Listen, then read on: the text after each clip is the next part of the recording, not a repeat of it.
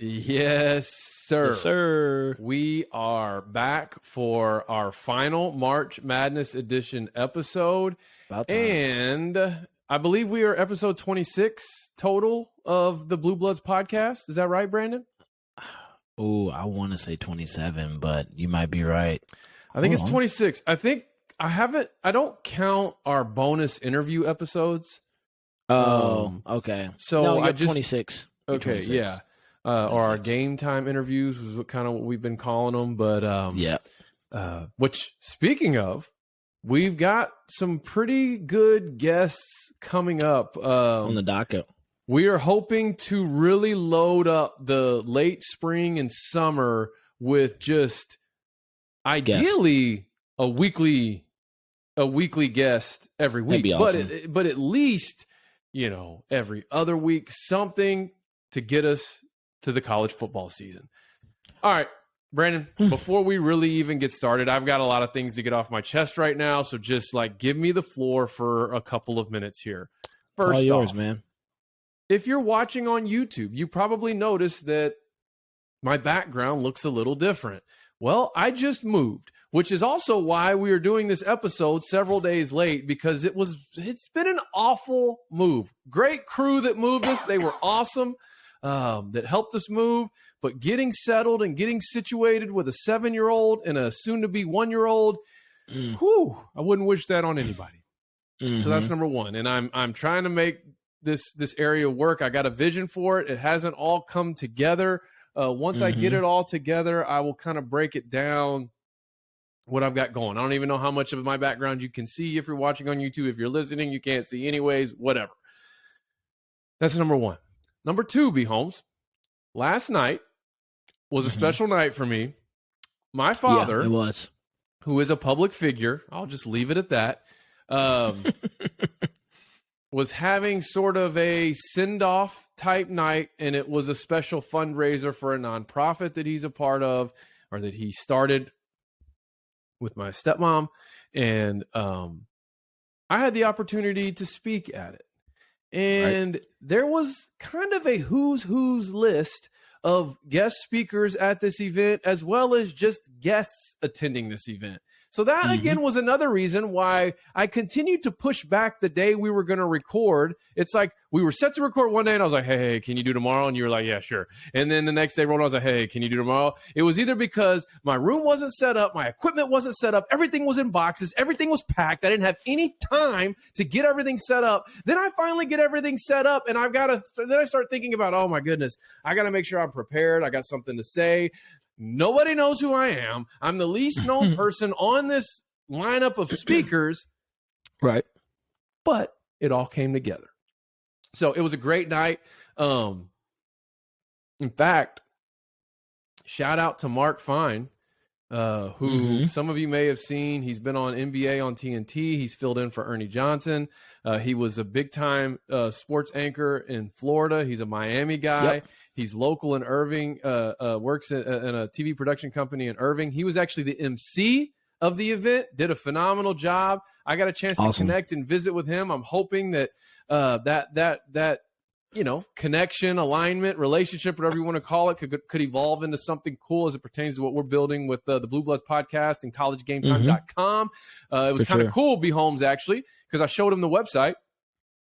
And the first thing he said was, oh, y'all got my team right there at the top. Oh, yeah. I wrote about Miami that week. Because you wrote about the Miami Hurricanes, and that was the featured article at that point in time. Well, if you go look at the website right now, chances are there's probably a new featured article, which is the next thing I need to get off my chest, which is Josh Connerly Jr., the last remaining 5-star prospect for the 2022 class. He's an offensive lineman, the top-rated offensive lineman in the country. He's a top 10 overall player rated in the country from Seattle, Washington. Delayed, took his time on making his college decision. He's also a star basketball player. He was a center on the very prestigious program that he was a part of. The name of it is slipping my mind. I think, is it Rainier Beach, maybe? Rainier Beach? Yeah, Rainier Beach. Like Isaiah Thomas and those guys play there, I believe. And Jamal Crawford, I believe. Yeah. So he was a part of that basketball program, wanted to finish out his basketball season before really finishing out his football recruitment. He took a couple visits in January, and then after the basketball season, he took a couple more visits. He went to Oregon. He went to USC. Going into tonight, sorry, we are recording right now on a Friday night. We never record on a Friday night, but that's what we're doing this week because of everything I'm telling you right now. I made a video about Josh Connerly Jr. a month and a half ago. It got a great response and was very well received on YouTube. Got a few thousand hits. Got us a lot of subscribers, which thank you so much for that.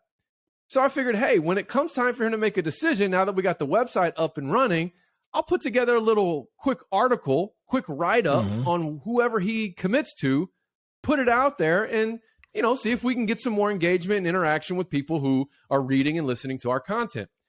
Right. The 99% predictions were all leaning towards USC. The odds favorite, the Vegas odds, were all leading towards USC. Everyone thought this kid was a USC lock. So I wrote the article as if he was going to commit to USC. I went and made all the graphics, which, by the way, collegegametime.com, everything you see on the website, the YouTube, the podcast, Brandon and I pretty much make ourselves. Our logos... Our logos are done by Tanisha Newman. Shout out Tanisha. That's family. Shout out Tanisha. Okay. She's designed like our podcast graphic and our official logo for College Game Time. But as far as our thumbnails, our article, our article featured images, any of those that are customized, we do that. We do them ourselves. So I made it, and that takes, the only reason I'm saying that is because it takes time. So I made a custom USC edit for this kid. Flexing his muscles with the USC stadium behind him. And then about an hour ago, B. Holmes, prior to us recording this episode, he made his commitment to Oregon. So I'm texting you like I had all the Facebook pages pulled up. I was ready to promote and blast this article, publish it and blast, follow our routine, our rhythm. Try to get some engagement, try to get some interaction. Right. And he commits to Oregon. So literally in about 10 minutes, I had to go back through, rewrite the article for Oregon, remake all the graphics for Oregon, rewrite all my posts that I had prepared, and get it all out there. Either way, it's up there. If you want to go read about the number one offensive lineman in the country and his commitment to the Oregon Ducks and Dan Lanning getting a big-time splash, go to collegegametime.com. If you're driving right now listening to us, wait till you get to a stopping point. Go to collegegametime.com, read the article on your phone. We may, depending on when you're listening to this, we may already have some more content up there, but I promise you'll see it. It's there. Okay. My therapy session's over, B. Holmes. What are we going to talk about on this episode, this final March Madness edition episode? Before we get there, it's actually just been a busy week for both of us. I can't officially announce one part of this, but one part of this is I am moving. So your whole stuff going on today actually didn't affect me at all this entire week. So I'm like, I have to pack an apartment by next week. And it's just me. So I'm like, sure, yeah, we can keep pushing it back. It's fine. I have so many other things that I need to get done. But cool thing happened on this week. So Trey went and spoke at this event yesterday. 2 days ago, on my way back from the gym, I actually got a phone call from George McGovern, the chaplain for the New York Yankees and New York Giants, which was a really, really freak opportunity, kind of how that happened. There's a guy I know from around the way in Jersey, and we're just talking. And so if anybody knows me, my dream retirement job is to go be a character coach or a chaplain at the University of Michigan. That's my retirement gig. Be around the program, leave after the season, go to my ranch in Texas in the meantime, and then come back for spring ball, go back to my ranch and be back for fall, use my house as a place for other young guys to kind of come get mentored, et cetera, go to the game on Saturday. So anyways, talking this to a friend, and he's like, I'm telling him that while we're at an event that I was having, and he was like, oh man, would you ever be interested in like being a chaplain in sports? And I was like, well, I kind of did it in Texas for a while for high school. He's like, oh yeah, man, my mentor's the the chaplain for the New York Yankees, New York Giants.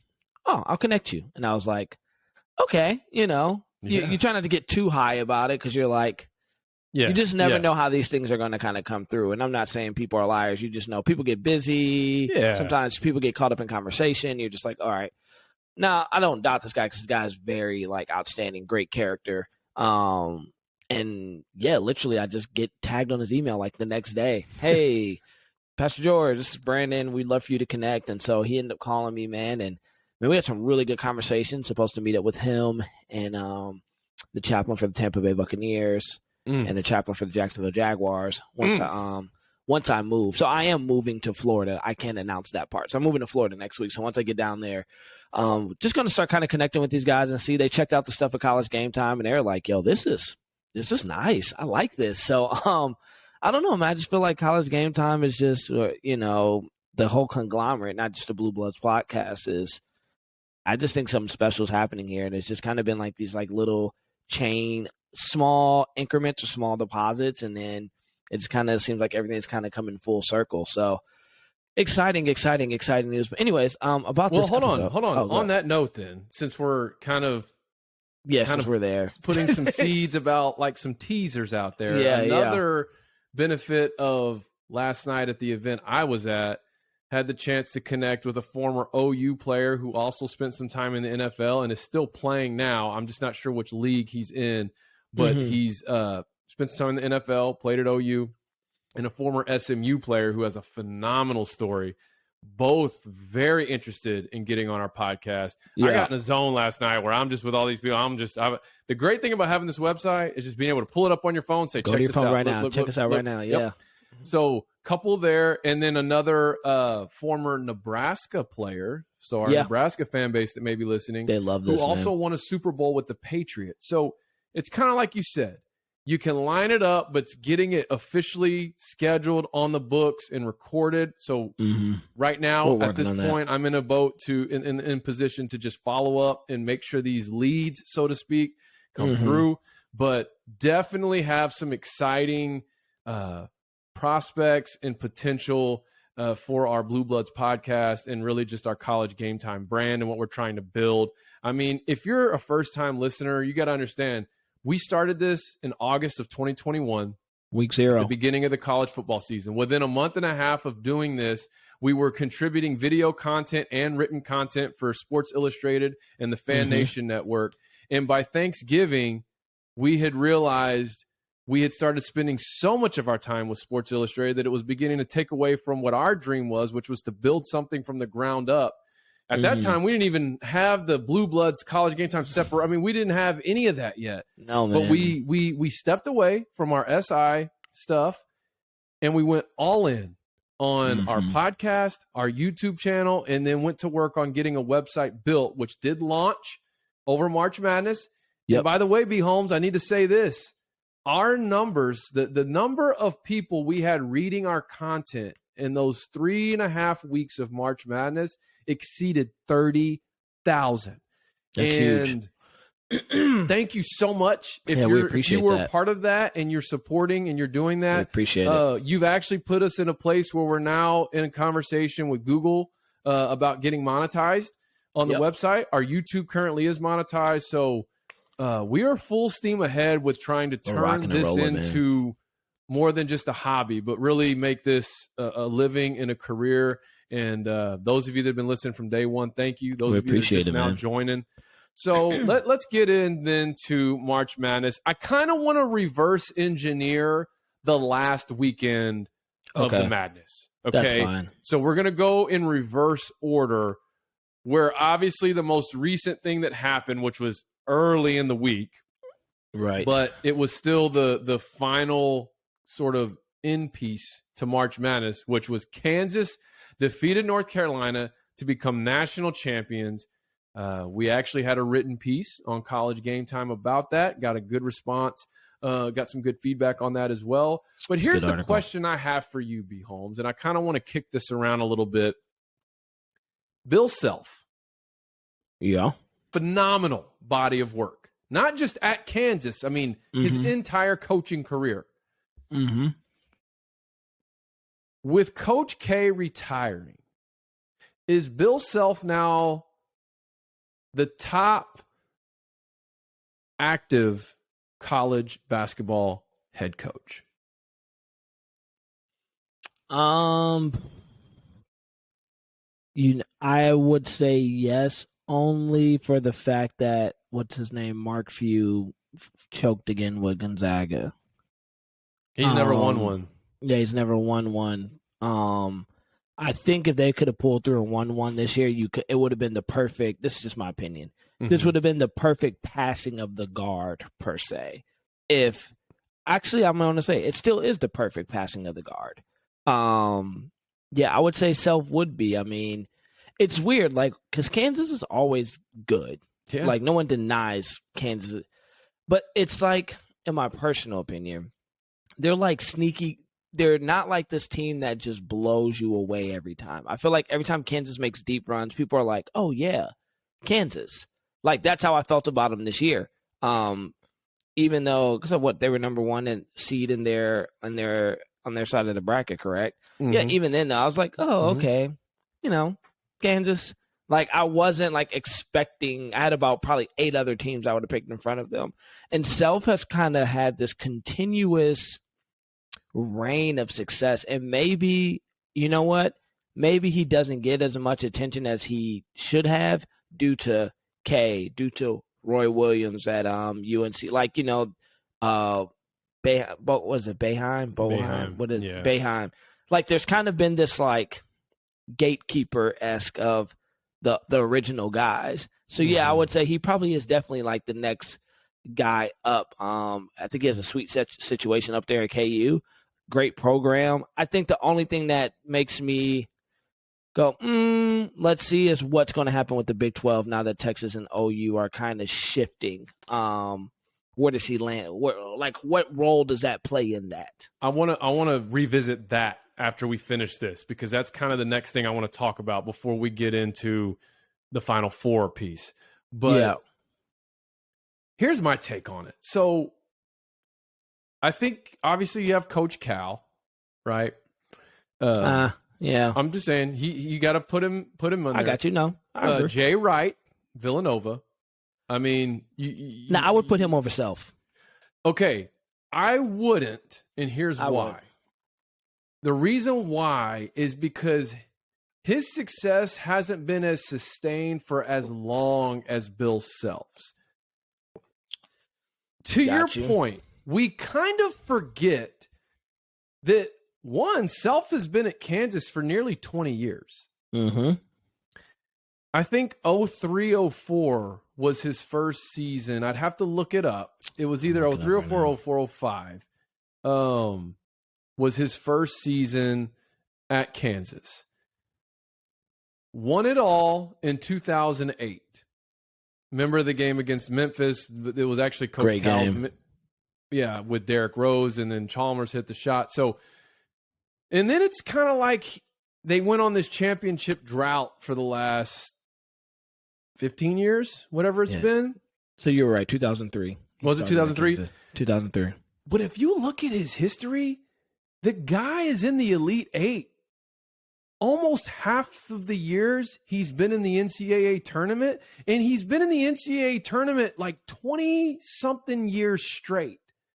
Going also back, right? Also 4 Final Fours as well. Yeah. Lost another national championship game to Coach Cal, actually, at Kentucky. That was the Anthony Davis year. I'm just thinking his resume.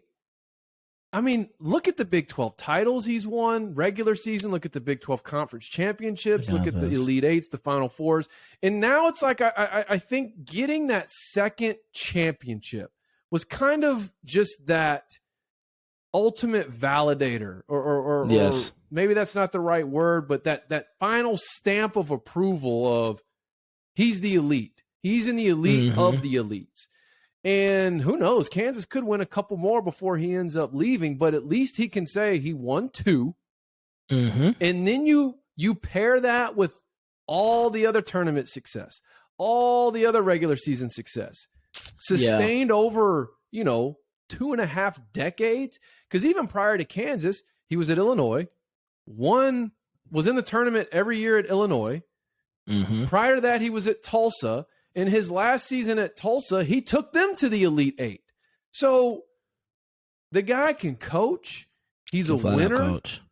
And I do think we kind of take Kansas's greatness or sustained success for granted because we do. We just kind of expect them to win the Big 12 and get in the tournament and maybe win 2 or 3 games, but they're not going to win it all. I think we just kind of gotten conditioned to go, yeah, they're really good and they're going to be a 1 seed, but they're not going to win it all because they never win it all. Oh, they had that one year where they beat Memphis. And I think he kind of was able to silence that with this win over North Carolina. And I have to say, I don't know. I love Jay Wright. And if it was a best dressed contest, I definitely would give Jay Wright the upper hand.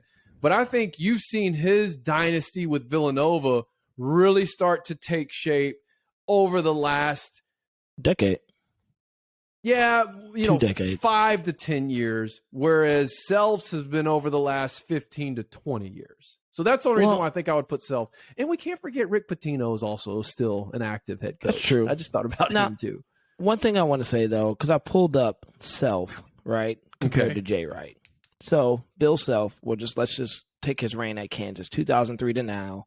Jay Wright's been at Villanova since 2001. Okay. Bill Self has 2 NCAA Division I tournaments, so 2 national titles, championships. Yeah. 08, 22, 4 Final Fours, 08, 12, 18, 22, 9 Big 12 tournament wins, 16 Big 12 regular season championships. Excuse me. Sorry. Now Jay Wright, 2 natties, 16 and 18, 4 Final Fours. 09, 16, 18, 22. 2 it was the American East for a little bit before it became the Big East. Is that what it was? Anyways, he has 5 Big East tournament titles and then 8 Big East regular season titles. Okay. 2-time Namath College Coach of the Year. I didn't look at Self. Did Self ever get that? He just got the AP. He had the Namath College Coach of the Year in 2012, and then the AP College Coach of the Year. This is where I'm saying I'm actually starting to like Jay a little bit better. I like Big East basketball a lot better than Big 12. Fair. So my question is this: could Bill Self? And I'm not too familiar how good Kansas was before he got there. I'm not sure. I would have to go back and look. But they were good. They had Roy Williams. Okay. So Jay Wright built Nova out of nothing. Well, he brought them back. They were kind of they were the Georgetown of the day. Gotcha.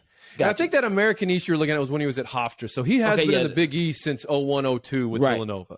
So my thing is, this is my question. I don't know. It's a hypothetical.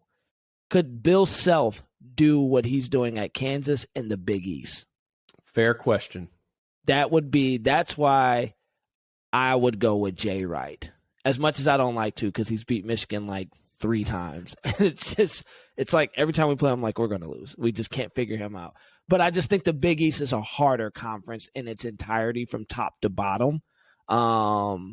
Because when you really think about the Big 12, like, I remember even from I was in high school when he started at Kansas, and it was kind of like Kansas was the elite program of the Big 12. They've always kind of been, just recently what Baylor's kind of been more competitive. Texas Tech has kind of stepped up a little bit over the last couple of years. But the Big East has always been competitive. So, and I don't know I believe Jay Wright could do what he does at Nova in the Big 12. I believe he's a builder and could do that. I don't know if Self could do that, what he did at Kansas. That's the caveat. He inherited a very stable ship. But not to take anything away from him. I still think he's a great coach for him. Because if we're going to talk about, I might be segueing too fast, but the adjustments he made to go win the national title that his team did this week, phenomenal. So I can't take that away. Like, I'm not going to say he's a bad coach. I don't. And dare I say, maybe Jay Wright does more with less. Okay.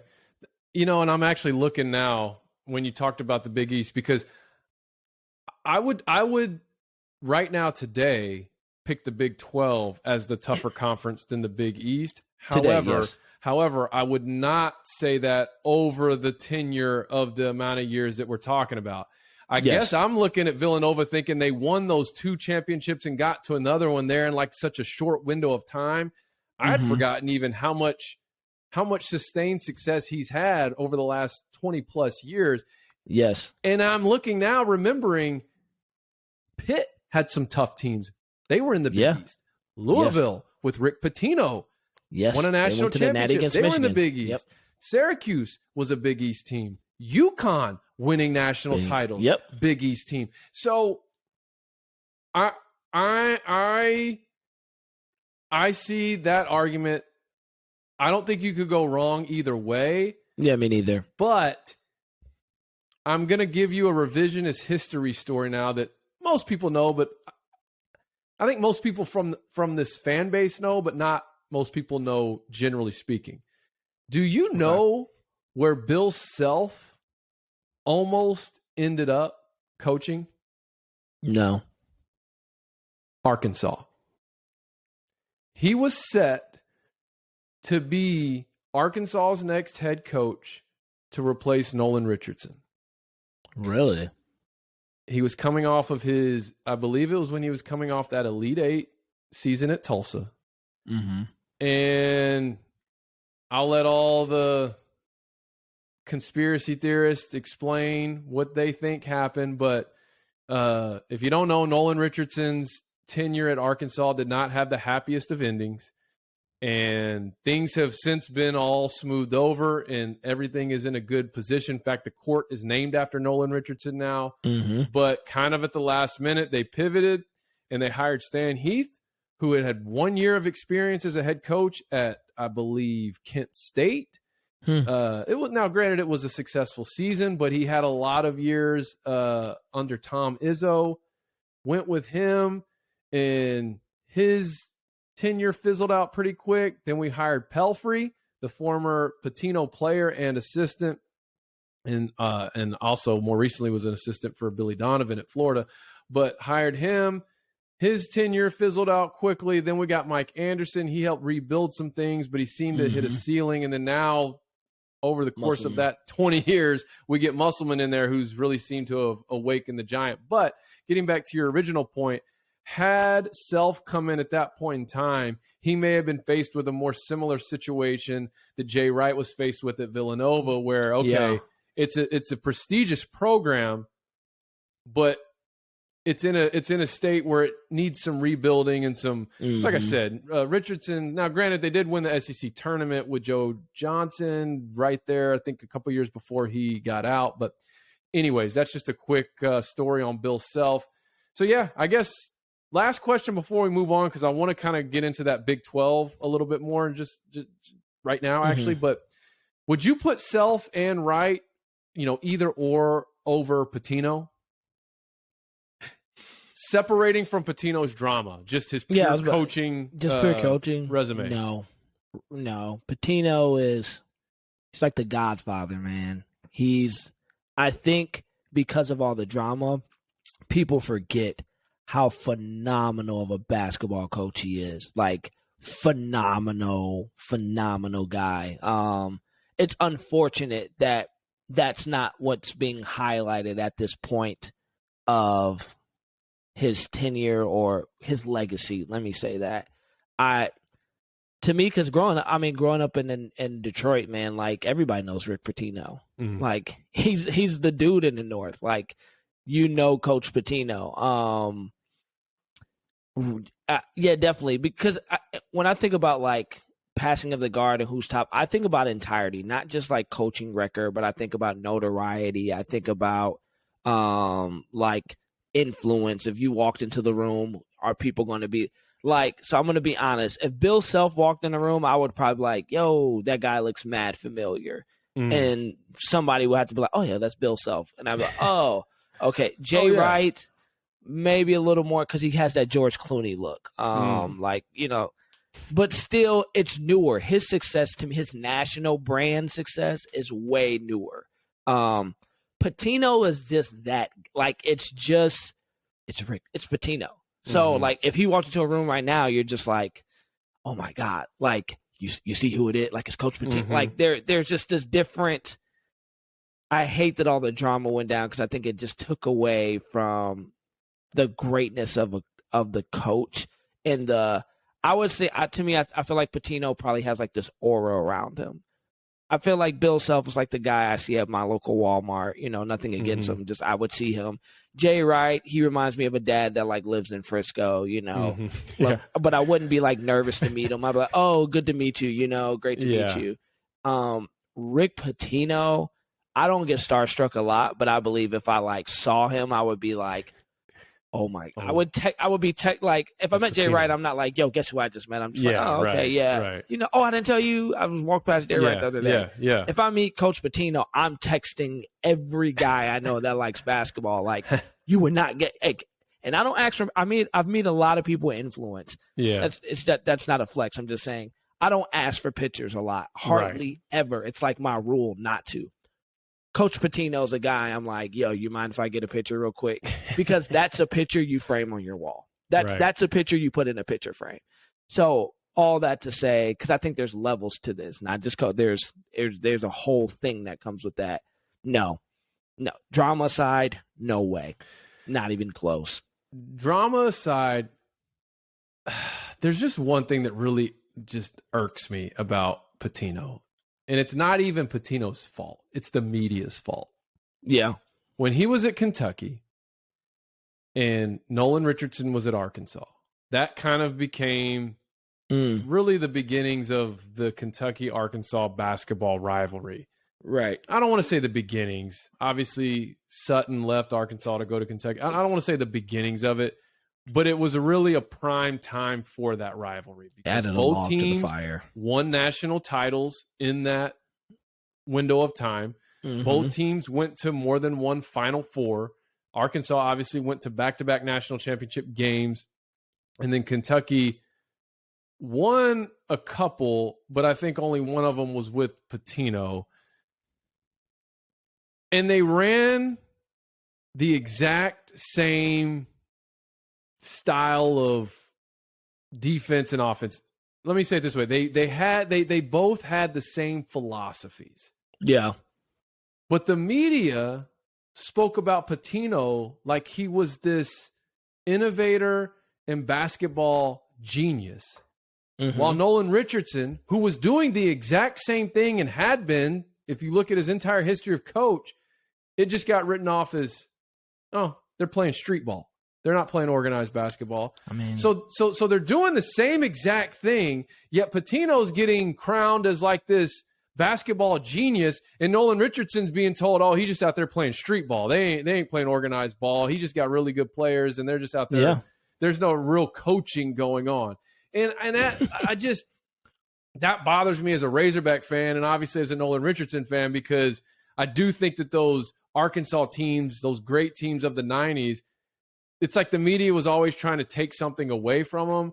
Whereas with Pitino, it was how can we make him look, and I'm not saying Pitino hasn't earned that. So that's what I'm saying. It's not even his fault, but the sort of double standard there always has bothered me. But there's always going to be a guy from the media. But I don't know that I could disagree with what you're saying about Pitino, the coach. I mean, he was the total package. Where he probably went wrong, and he had to do this, but his stints in the NBA. Yeah. If he would have just stayed in college, my goodness. He probably would be better than Coach K. Yeah, I mean, Celtics fans can't stand the guy. They say he ruined Celtic basketball because I'm pretty sure that's where he went after Providence, where he coached. No, that's where he went after Kentucky. And Tubby Smith. I forgot about Tubby. Yeah. I think he went to the NBA, maybe to the Knicks. I'm looking at it now. Look at where he went after Providence, because I think he went to Providence, from Providence to the NBA. He went from Providence to the Knicks, then to Kentucky, then to the Celtics, then Louisville. Right. Then So his little Greek stopgap years, when all the drama came to the surface, he went and coached overseas, and then now he's at Iona, yeah. Okay, let's get off that for a second. Let's get to. I want to talk about the Big 12 for a second.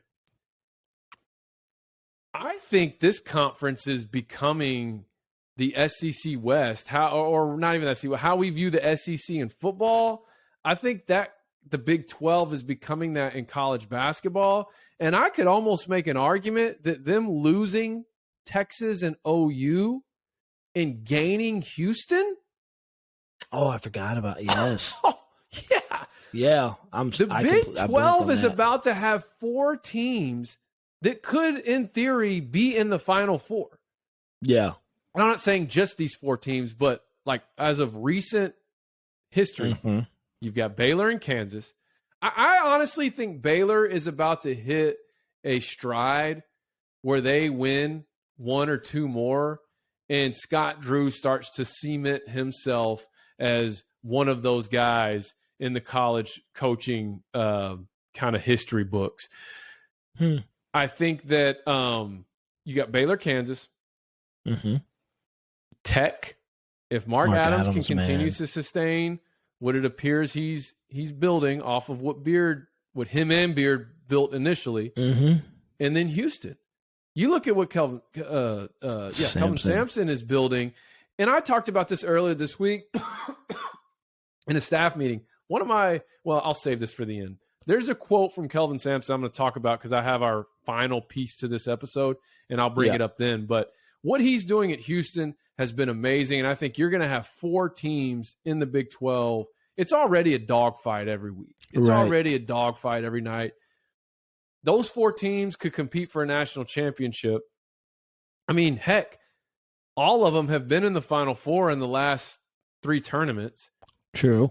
3 of the teams have either won and or played for a title. I mean, you got to think the last 3 national title games, you had Tech, you had Baylor, and you had Kansas. And then you had Houston in the Final Four last year and came pretty dang close this year to getting back. Super and close. They were missing their 2 best players. So that's true. That's all I want to say on the Big 12. Let me ask you this. Okay. Final Four. I said we're going to reverse engineer. What was your biggest takeaway or your kind of most notable thing from the Final Four games? Caleb Love out of North Carolina is that dude. The dude is, and I say this as a guy that doesn't like North Carolina. Duke embodies everything. The old Duke, not the new age Duke. The old Duke embodies everything of who I am as a competitor. Snobby kid who grew up privileged that's still going to school you on the field or on the court, and you're going to hear me talk about it. I would have been, if I had my dad's basketball skill level and size, I would have been the perfect player to go to Duke. Love the villain role. Like, if one of my kid hoops, all he is seeing is Duke highlights of the old Duke, like gritty. I would have been the perfect fit at Duke. From Detroit, gritty, tough-nosed defense, annoying, talk a lot of trash. I'm smarter than you. I'm richer than you, and I'm going to tell you about it every time we play. For those who don't know, like, if you ever watch the movie 8 Mile where the guy goes, you went to Cranbrook, that's a private school. It's a real school, and I really went there. Look it up. Clarence's parents have a real good marriage. Yes. And we were so proud to be in that movie. We're like, that's right. Like, let me just tell you, the type of kids that went to that school, like, when we beat you and stuff, it was like, oh my God, not only are we, because it was the number 3 prep school in the country, not only are we smarter than you, we're richer than you. Like, we're just arrogant. So anyways, I say this all to say, I went on a tangent. Caleb Love, man. I wanted to see Coach K go out on the high horse, ride the horse out of town, into the sunset. And I said this last week's episode when we talked about him. I'm going to say it again. The kid just has it. And we talk about this as sports pundits. We talk about this as former athletes. There's guys that are skilled and talented. If you're playing at this level, you have all the skill and talent in the world. There's no doubt about it. Does not mean that you have it. And it was just something about when the game, And I remember when I was watching the game between Carolina and Duke, I just got this feeling, and I was like, he's going to do it again. He's going to take over. Like, I could feel when the moment was getting big, it's like you could just feel it in him, like, it's not too big for me. This is my moment. And you can't teach somebody that. Either you have it or you don't.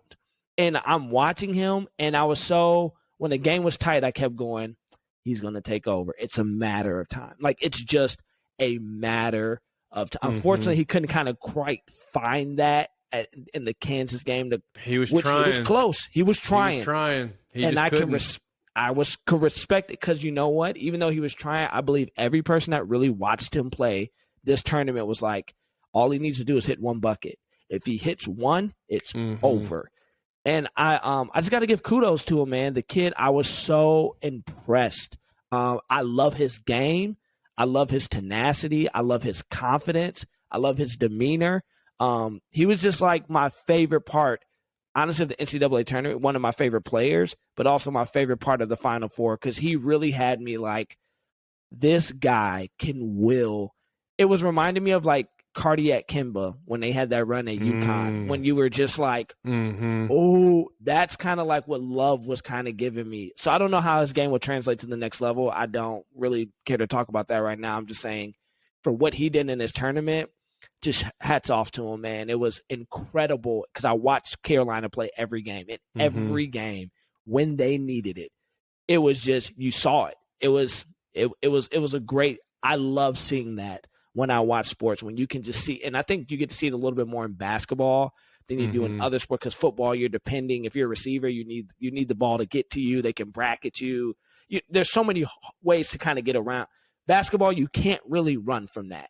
Like, it's to me, it's the perfect showcase of the dude, because if the dude has it, man, and it's amazing to watch. That would be my favorite thing. I would honestly, my biggest takeaway from the Final Four is Caleb Love he's amazing, man. Yeah, I struggled like watching him in that Kansas game, because you could tell he kept trying to find it. And then when they got in that last 4 minutes of the game, kind of that winning time, it's like he was trying to force it at that point. And, he took probably a little too early. Let's just call it what it was. It was a bad shot. Yeah, on their second to last possession, not the last one where the guy stepped out of bounds. And I'm saying the possession before that, when there was still 19 seconds, I think, and he took it from almost the logo. It was just like, it wasn't there. Maybe try to get to the rim, but anyways, I agree with you. That dude, it was inspirational watching him against Duke. I mean, he willed his team to victory. Well, my biggest takeaway was getting back to our question we ended last week's episode with, which was what would be a more epic finish to Coach K's career, him winning it all and riding off into the sunset, or him getting bounced by North Carolina in the Final Four. And I made an argument that him getting bounced by Carolina in the Final Four would be a more epic ending to his career, because it would be better for the game of college basketball. Why? Because it would fuel the most significant rivalry in college basketball in what I believe will be for the next 30 years. Yeah. You will not hear Carolina fans stop, even though they just lost the national title. They'll get over that in their mind. And from here on out, you will never hear them stop talking about the fact that they ended Coach K's career. What was it we were looking? What were we talking? He lost his first game to them. He lost his first game to Carolina. And he lost his last game at his retirement ceremony to them, and then lost the last game of his career in the Final Four. First time in his entire 42-year career, but first time ever that those two teams faced each other in the Final Four, and he lost. And now he's no longer the head coach at Duke. If I'm Coach K, I'm running it back, bro. I'm running it back. Like the competitor, I'm straight like and I feel bad for Coach K. Me and you were texting about it. I don't understand the hatred Now I understand one person's hatred. My cousin Nidra's. I know why she hates K. Shout out, funny story though. Shane Battier, because she raised Shane. Shane knows she hates Coach K so much he actually set her next to him at his wedding. And she literally looked K in the face and said, "You know I don't want to sit next to you, right?" So they're familiar. They know each other. But outside of that, I don't understand the hate of Coach K. And maybe I can look back to it. The greatest comparison I have is to this. When I was a kid, I hated Michael Jordan. People are like, what? I grew up in Detroit. We don't like Michael Jordan. That was not a thing.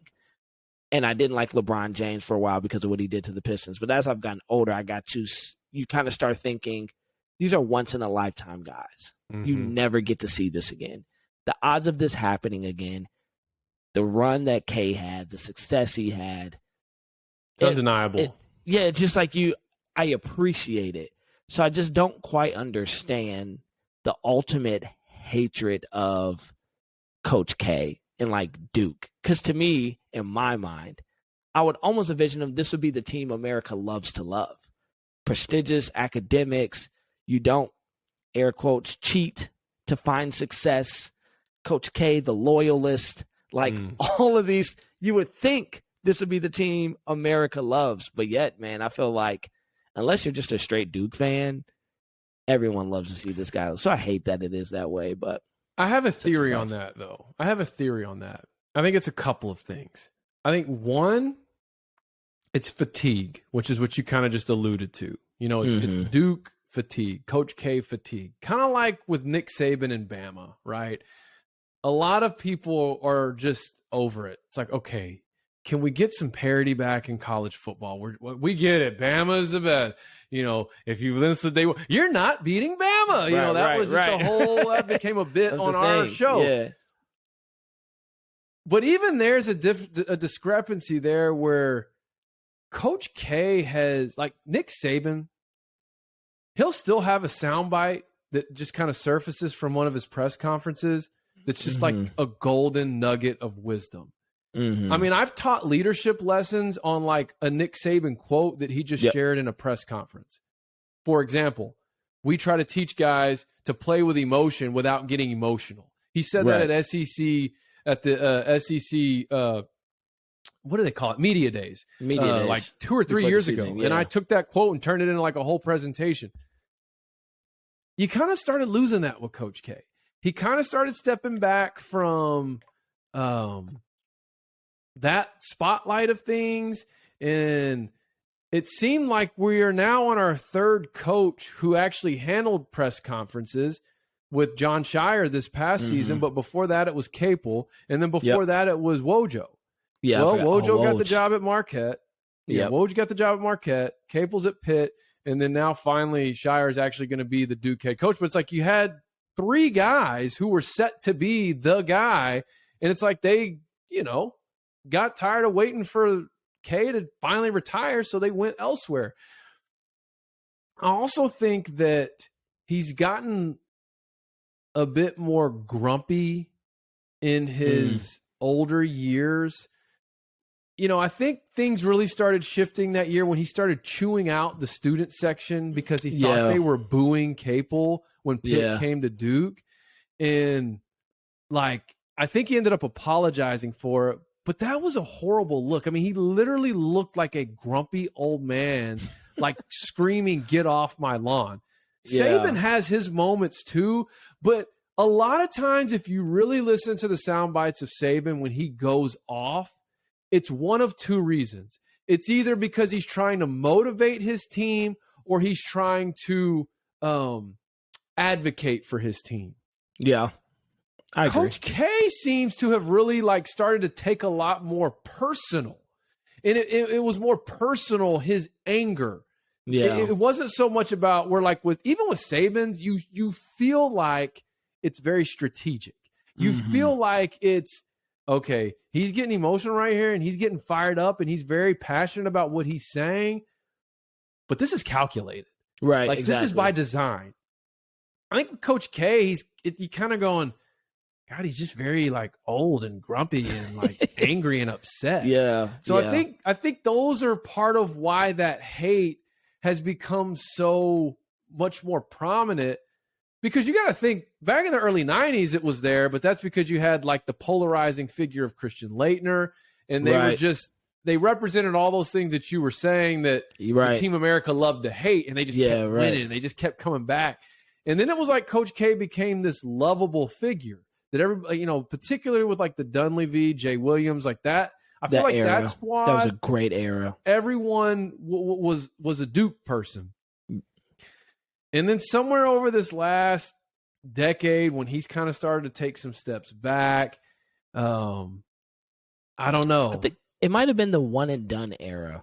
I think he really had a hard time adjusting to that, because you got to think his whole tenure has been, you know, we know how it was in college basketball. You play 3 years. It was a big deal when guys left their junior year of college back then. Like, whoa. Yeah.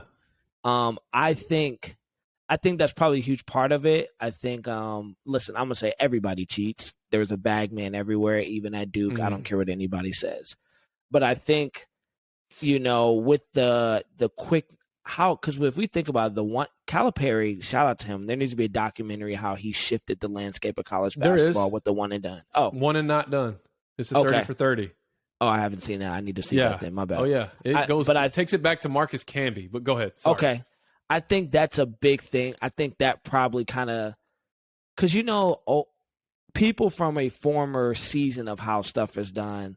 There's two type of people. Either there's the type of person that gripes and gets really frustrated about it, or it's the person that embraces it. Like, I believe Saban's a guy that embraces it. I don't think he necessarily agrees with NIL. I think he doesn't like it personally, but I think he understands this is just the landscape of the game. Either I decide to shift and change, like he's kind of done with the spread offense. Either I shift, I adjust, I change so I can keep winning, or I just need to kind of get out.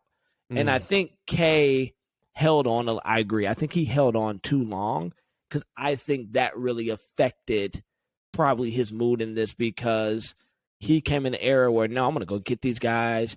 And you remember there's like brief stint where he tried to stick with the still, like, we're going to kind of develop these 3-4 year guys. And they were getting ran off the court. Yeah. And then he realized, I have to adjust the game. I'm going to go get Jahlil Okafor. I'm going to go I'm going to do the, and I think I don't think that sat right with him. I think he did it because you kind of had to do it to keep up with the Joneses. I think that probably affected him a little bit, because in his heart of heart, I believe he's just a coach, which we all believe coaches are connectors. They love pouring, they're leaders, they're developers. And the one and done removes that, you know, because I don't think most people understand one and done's how this works. You come in for summer basketball, you play, you know, you train all fall. Really, what season starts October, November-ish. You start playing your preseason, your Midnight Madness. And then, listen, I was a college athlete. The basketball players are never in class. So they're gone. And then March Madness comes. Once you lose the tournament, when you're one and done, you're like, I'm out. Yeah. So you really only get to know, and based upon like guidelines, they can't meet with the kids in the summer anyway. So you don't get the family atmosphere. You really get to talk to a kid maybe like 4 months, and then they're out. But if, to your point, the Dunleavys, the Jay Williams, the Shane Battiers, the Corey Maggettys, the Trajan Langdons. You know, you think about J.J. Redick was there 3-4 years. John Shire was there for 4 years. Like, Shire won a title. Greg Paulus, the Plumlee brother. Like, there was this era where, okay, you can look at Duke and being like, okay, well, Duhan's back. Williams is back. They got Paulus coming in from Syracuse. Like, you could say, oh, next year's Duke's team is going to be great because I know A, B, C, and D are back. That's probably like 2012, 2013, that stopped happening. It became like, he's there and he's gone, which, if I'm being honest, turned me away from college basketball because I'm like, I can't keep up. That used to be my lore of college basketball. I know who's coming back. I think that probably affected him more than he'll ever let on. Because he never really believed in it.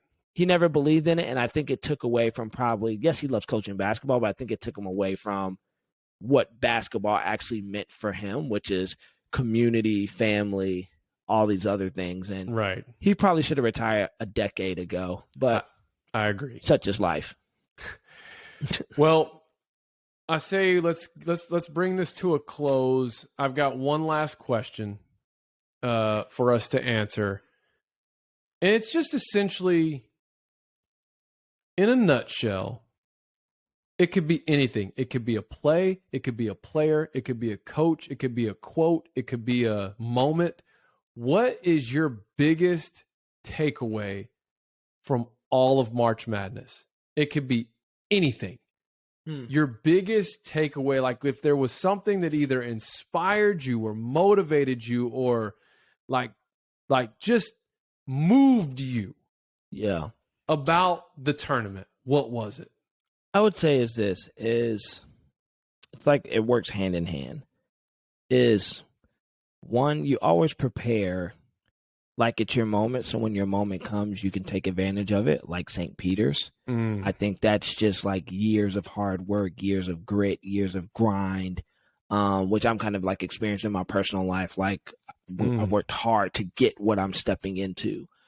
But then I think there's also the beauty of the redemption story and the don't be so quick to judge, because you might have to actually look that person in the face when it's all said and done. And Juwan Howard, which was very inspirational for me to see what happened.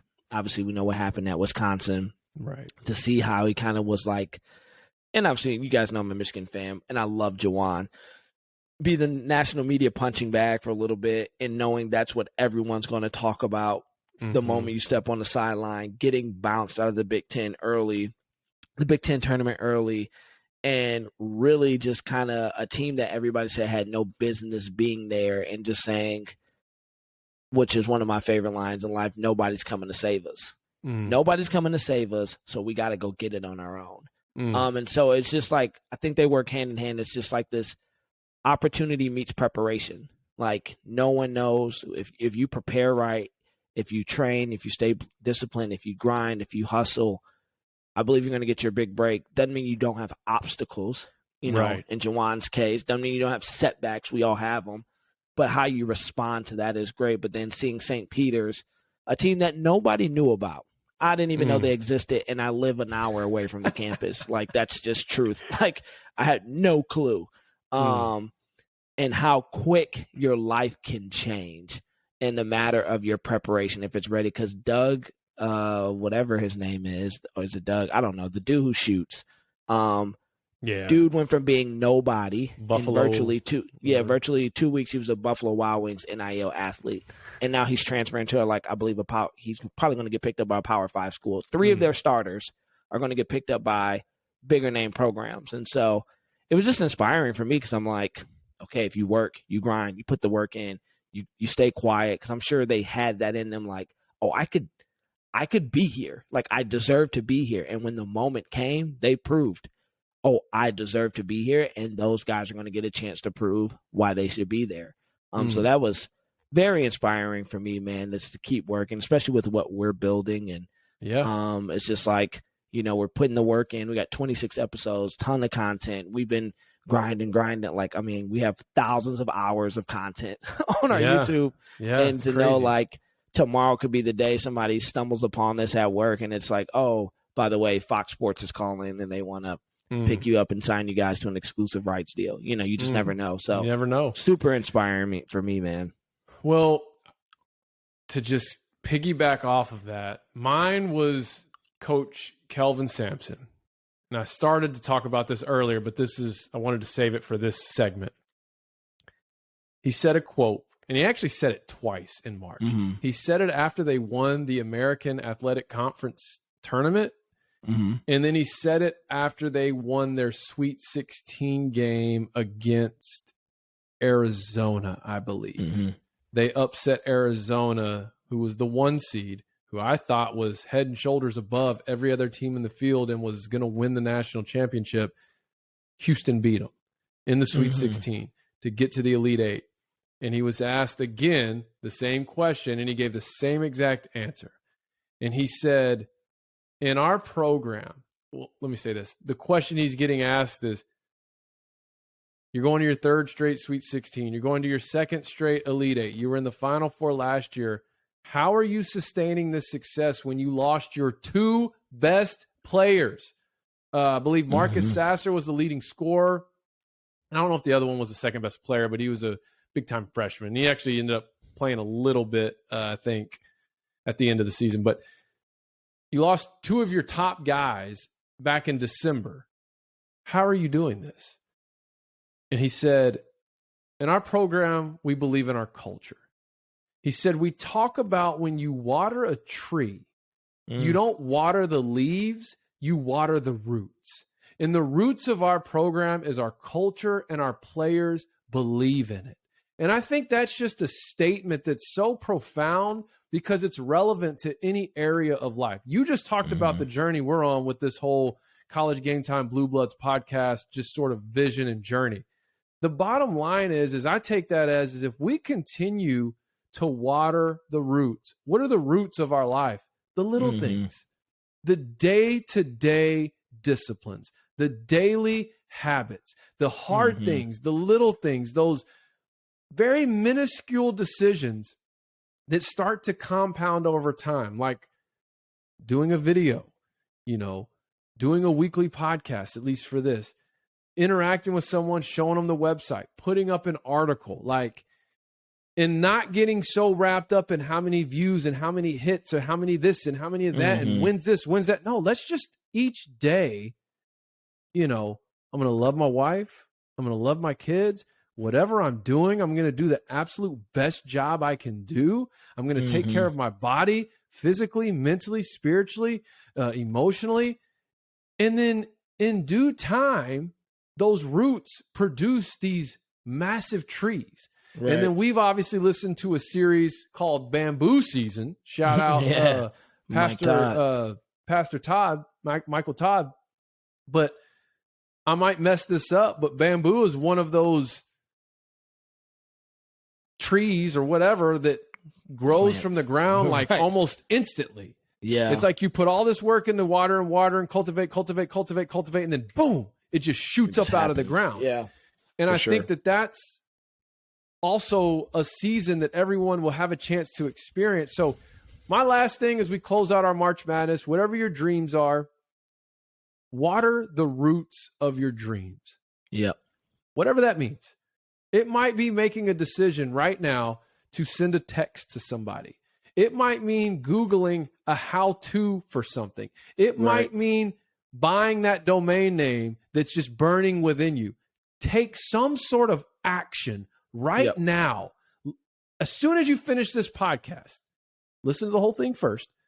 But as soon as you finish this podcast, take action. Do one little thing to get you closer to your dream. Yeah. And then tomorrow, do another little thing. And then the next day, do another little thing. And then the next day, do another little thing. And then see where you're at 6 months from now. See where you're at 6 days, 6 weeks.